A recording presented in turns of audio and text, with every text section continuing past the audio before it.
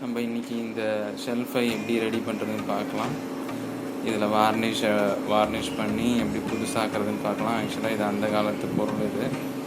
இது வந்துட்டு photo stand மாதிரியும் மாட்டலாம், பூஜைக்கு யூஸ் பண்ணுற மாதிரியும் மாட்டலாம்.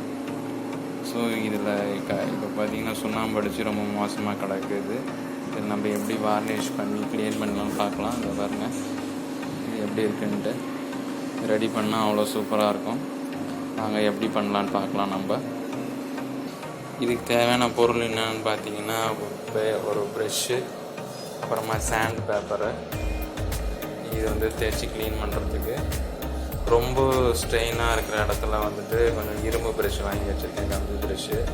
ஸோ இதை யூஸ் பண்ணி நம்ம வந்துட்டு அந்த சுண்ணாம்பெல்லாம் கிளியர் பண்ணிக்கலாம். ஸோ இதை எப்படி க்ளீன் பண்ணலான்றதை பார்க்கலாம் வாங்க.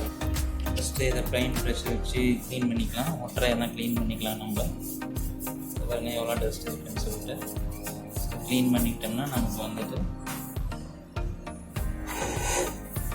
சாண்ட் பேப்பர் பெயிண்ட் ப்ரெஷ்ஷை வச்சு நான் டஸ்ட் பண்ணிட்டேன். இப்போ நம்ம என்ன பண்ணலான்னா, நம்ம வந்து சாண்ட் பேப்பரை வச்சு க்ளீன் பண்ணுவோம். சாண்ட் பேப்பர் வச்சுட்டு ஜஸ்ட் இந்த பக்கம் இதெல்லாம் வச்சுட்டு நம்ம தேய்க்கணும்.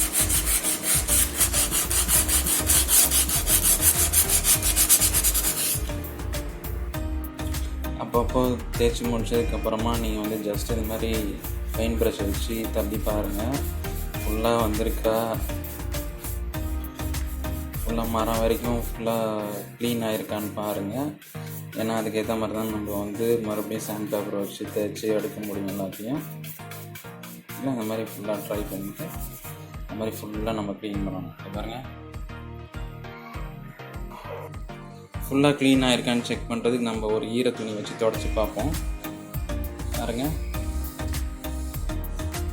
ஃபுல்லாக க்ளீன் ஆகிருக்குல்ல. ஸோ இதே மாதிரி ஃபுல்லாக தொடச்சி எடுத்துருங்க. இந்த தொடச்சி எடுத்தோம்னா நமக்கு தெரியும் எங்கெங்கே ஒன்றும் சுண்ணாம்பு இருக்குதுன்னு சொல்லிட்டு.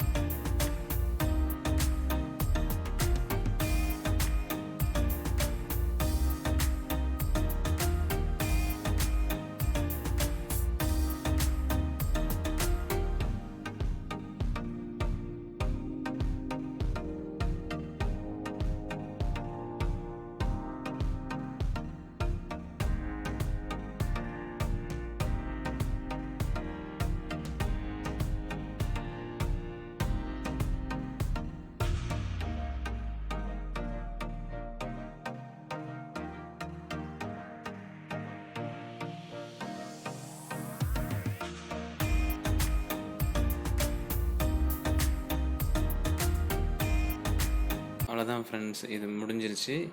பாருங்கள், பல பலன்னு இருக்குது. பிடிச்சிருந்ததுன்னா லைக் பண்ணுங்கள், ஃப்ரெண்ட்ஸுக்கு ஷேர் பண்ணுங்கள். தேங்க்யூ.